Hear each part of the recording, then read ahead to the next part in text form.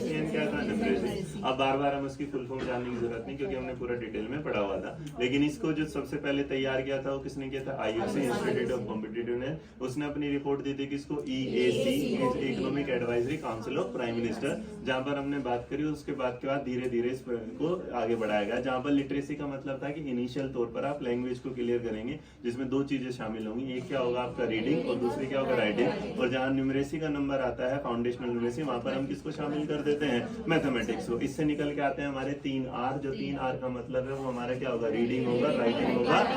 इसके बाद जब हम आगे बढ़ते हैं तो आगे बढ़ते टाइम हमें पता चलता है ये जो FLN का कोर्स है ग्रेड 3 तक बनाया जाएगा, जिसका टारगेट अचीव करने के लिए हमें एक फाइनेंशियल ईयर दिया गया जो क्या होगा 2026 से 2027। अगर एज का क्राइटेरिया देखें तो इसमें जो एज होगी वो 3 to क्या होगी 9। तो यहाँ पर 3 कॉमन होते हैं, 3 R था हमारे सामने और उसके बाद 3 क्या था, 3 R शामिल हो गया, 3 ग्रेड शामिल होगी और एज।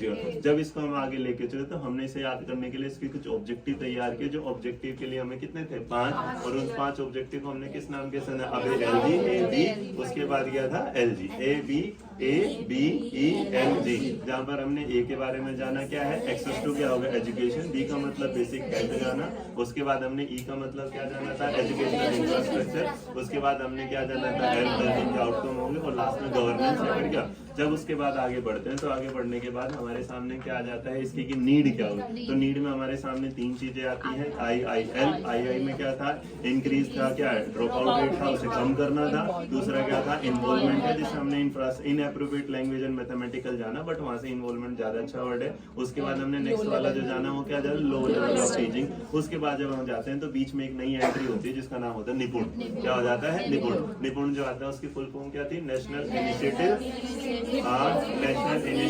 फॉर आराम से, national initiative proficiency in reading with understanding of क्या हुआ, न्यूमरेसी। अब उसके बाद जब आप बढ़ते हैं आगे तो हमारे निपुण के बारे में, निपुण जो तैयार किया था किसने किया था, MOE ने। तारीख कितनी थी, 5 जुलाई 2021। क्लियर है। इसके बाद हम आगे बढ़ते हैं, निपुण को हम बांटते हैं, फिर उसके बाद निपुण कैसे काम करेगा उसके लिए हमने बताया था BGGG, क्या जिसे लक्ष्य टारगेट बोला गया, जहाँ पर G फॉर क्या है,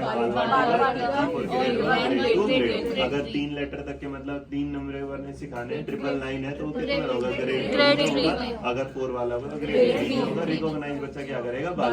इसके बाद जैसे ही निपुण आगे चलता है तो निपुण को भी ऑब्जेक्टिव में हमने तैयार किया, हमारे सामने का है ACPR। क्या हुआ, ACPR।